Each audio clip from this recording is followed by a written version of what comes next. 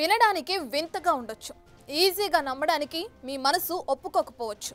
కానీ ఇది అసాధ్యమైతే కాదు. ఈ భూమిపై ఎన్నో సృష్టించిన మానవుడు అంతరిక్షంలో కృత్రిమంగా ఓ సూర్యుడిని కూడా సృష్టించేందుకు సిద్ధమయ్యాడు. స్పేస్ నుంచి రాత్రిపూట సూర్యరశ్మిని భూమిపైకి విస్తరింపచేసే శాటిలైట్ ని ప్రవేశపెట్టొచ్చు అంటున్నారు శాస్త్రవేత్తలు. ఇది చీకటిని అంతం చేసి రాత్రులను శాశ్వతంగా మార్చగలదంటున్నారు. కానీ ఎంత మూల్యానికి?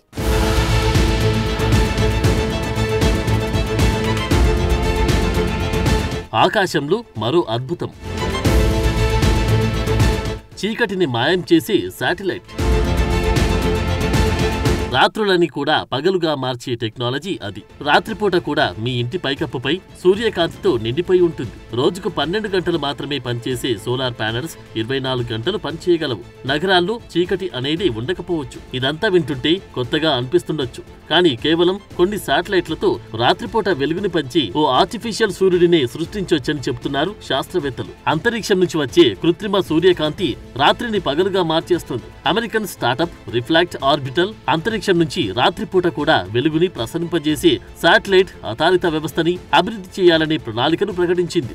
సన్లైట్ ఆన్ డిమాండ్ గా పిలిచే ఈ వ్యవస్థలు అద్దాలను వాడి సూర్యకాంతిని భూమి మీదకు ప్రసరింపజేయొచ్చని చెబుతున్నారు. ఇది విప్లవాత్మక మార్పులు తీసుకొస్తుందని ఆ సంస్థ తెలిపింది.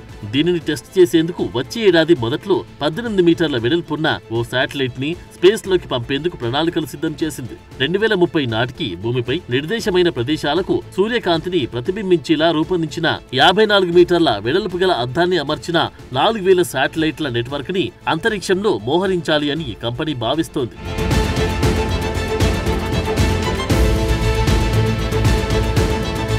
సూర్యాస్తమయం తర్వాత సోలార్ ప్యానెల్స్ ని యాక్టివ్ గా ఉంచేందుకు తగినంత కృత్రిమ కాంతిని సృష్టించడం, చదరపు మీటరుకు దాదాపు 200 వాట్లు గాని మధ్యాహ్నం పూట వచ్చే సూర్యుని ప్రకాశంలో దాదాపు 20 అందించడమే ఈ ప్రాజెక్టు లక్ష్యం. అయితే చీకటిని పూర్తిగా తొలగించేందుకు ఇది సరిపోదు గాని రాత్రంతా సోలార్ ప్యానెల్స్ ద్వారా పవర్ జనరేట్ చేసేందుకు ఇది సరిపోతుందని చెప్తున్నారు. సన్లైట్ ఆన్ డిమాండ్ వ్యవస్థ అంతా ఓ సాధారణ సూత్రంపై ఆధారపడి ఉంటుంది. అదే ప్రతిబింబం. గోడపై కాంతి పుంజాన్ని ప్రతిబింబించడానికి వాచ్ ని వాడినట్లే ఈ శాటిలైట్లను కూడా పెద్ద అద్దాల ద్వారా సూర్యరశ్మిని అంతరిక్షం నుంచి భూమి మీదకు మళ్లిస్తాయి. ఈ అద్దాలు భూమికి 625 కిలోమీటర్ల ఎత్తులో ఉండి ఈ పని చేస్తాయి. ఇలా రిఫ్లెక్ట్ అయ్యే కాంతి దాదాపు 7 కిలోమీటర్ల వెడల్పు గల ప్రాంతాన్ని కవర్ చేస్తున్నట్టున్నారు. ఇది పగటిపూట ఉండే వెలుతురు కంటే చాలా మసకగా ఉన్నప్పటికీ పౌర్ణమి రోజు కంటే ప్రకాశవంతంగా ఉంటుందని శాస్త్రవేత్తలు చెబుతున్నారు. ఒక శాటిలైట్ ద్వారా వచ్చే కాంతి మధ్యాహ్నం పూట సూర్యుని నుంచి వచ్చే వెలుగు కంటే 15,000 రెట్లు తక్కువ తీవ్రతను కలిగి ఉంటుంది. అయినప్పటికీ రాత్రిపూట వెలుగుని పంచడంలో మెరుగ్గా కనిపిస్తుందంటున్నారు.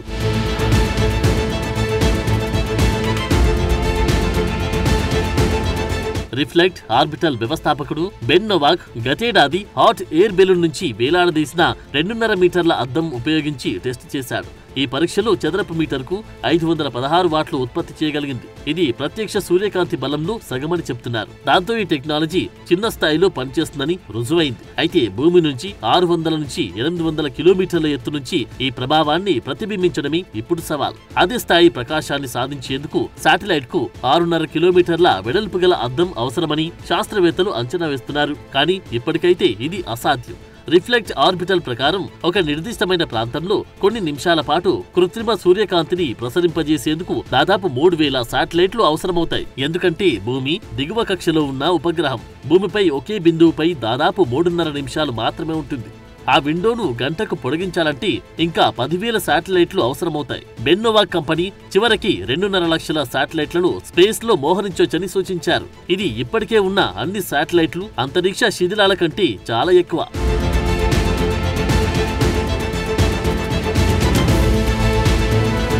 శాటిలైట్లకు అద్దాలు తగిలించడం, వాటిని అంతరిక్షంలో మోహరించడం, సూర్యరశ్మిని భూమికి మళ్లించడం, రాత్రిపూట సన్లైట్ అవసరం అనుకున్న చోట కాంతిని ప్రసరింపచేయడం నిజంగా మైండ్ బ్లోయింగ్ టెక్నాలజీనే.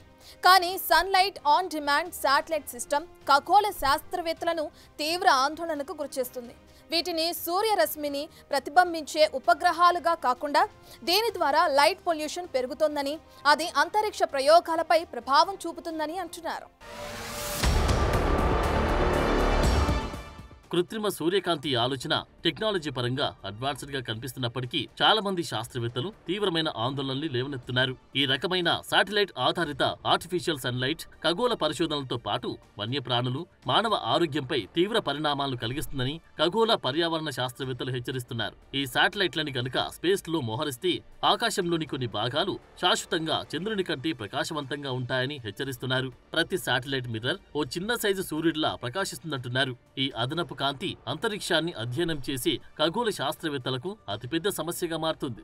భూమిపై ఉన్న శక్తివంతమైన టెలిస్కోప్లు విశ్వం నుంచి వచ్చి మసక కాంతిని, నక్షత్రాలను గమనించడానికి ప్రయత్నిస్తాయి. కృత్రిమ కాంతి కాలుష్యం ఈ పరిశోధనలకు అడ్డుపడుతుంది. సున్నితమైన ఖగోళ ఛాయాచిత్రాలు పరిశోధనలకు ఆటంకం కలుగుతుంది. అంతేకాదు పర్యావరణ వ్యవస్థలపై దీని ప్రభావం గురించి కూడా నిపుణులు ఆందోళన చెందుతున్నారు. ఈ ప్రాజెక్టు ఉద్దేశం మంచిదే అయినప్పటికీ వాటి వల్ల కలిగే దీర్ఘకాలిక ప్రభావాలు, అనుకోని పరిణామాలు పర్యావరణ సమతుల్యతకు ముప్పు కలిగించొచ్చని భయపడుతున్నారు. ముఖ్యంగా జీవన సంబంధ సమతుల్యతకు భంగం కలుగుతుందని నిపుణులు చెబుతున్నారు. మానవులతో సహా భూమిపై ఉన్న అన్ని జీవుల జీవక్రియలు, ప్రవర్తనలు పగలు రాత్రి చక్రంపై ఆధారపడి ఉంటాయి. రాత్రిపూట నిరంతర కాంతి ప్రసరణ వల్ల వలస పక్షులు, వేటాడే జంతువులతో పాటు కీటకాల జీవన శైలిని పూర్తిగా దెబ్బతీస్తుంది. మొక్కల పెరుగుదల, పునరుత్పత్తి, విశ్రాంతి చక్రంపైన కాంతి కాలుష్యం ప్రతికూల ప్రభావాన్ని చూపుతుంది. రాత్రిపూట కృత్రిమ కాలుష్యం వల్ల మానవుల్లో నిద్రలేమి, మానసిక ఆరోగ్యం, ఇతర ఆరోగ్య సమస్యలు తలెత్తే ప్రమాదముందంటున్నారు. ఈ శాటిలైట్లు భారీ పరిమాణంలో తక్కువ ఎత్తు కక్ష్యంలో ఉంచుతారు. ఇవి పనికి రాకుండా పోయినప్పుడు పెద్ద మొత్తంలో అంతరిక్ష శిథిలాలు సృష్టిస్తాయి. ఇది ఇతర యాక్టివ్ శాటిలైట్లకు, స్పేస్ టూర్లకు ప్రమాదంగా మారుతుంది. శిథిలాల సంఖ్య డేంజర్ లెవెల్ కి చేరుకుంటే అది ఒకదానితో మరొకటి ఢీకొని మరిన్ని శిథిలాలు ఏర్పడతాయి. దానివల్ల భవిష్యత్తులో అంతరిక్ష ప్రయాణానికి దారులు మూసుకుపోయే అవకాశం ఉంది. పెద్ద ఎత్తున భూమిపైకి కాంతిని ప్రసారింపజేయడం వల్ల స్థానిక వాతావరణ పరిస్థితుల్లోనూ మార్పులు వచ్చే అవకాశం ఉంటుంది. అలాగే అంతరిక్షంలో ఇలాంటి శక్తివంతమైన టెక్నాలజీని ఏ దేశం నియంత్రించాలనే దానిపై అంతర్జాతీయ చట్టాలు, సరిహద్దు వివాదాలు తలెత్తే అవకాశం ఉంది. అయితే ఈ శాటిలైట్ సన్లైట్ సిస్టంపై పెద్దగా ఆందోళన చెందాల్సిన అవసరం లేదని చెబుతుంది రిఫ్లెక్ట్ ఆర్బిటల్. ఇదెంతో సేఫ్ అని, కంట్రోలబుల్ అని చెబుతుంది. కేవలం సూర్యకాంతి అవసరమైన ప్రాంతాలకు మాత్రమే శాటిలైట్లతో సన్లైట్ ప్రసరింపజేయవచ్చంటున్నారు. అనవసరమైన జోక్యాన్ని నివారించేందుకు ఖగోళ అబ్జర్వేటర్లతో సమన్వయం చేసుకుంటామని కంపెనీ హామీ ఇచ్చింది. కేవలం సున్నితమైన ప్రాంతాల నుంచి కాంతిని మళ్లిస్తామంటున్నారు.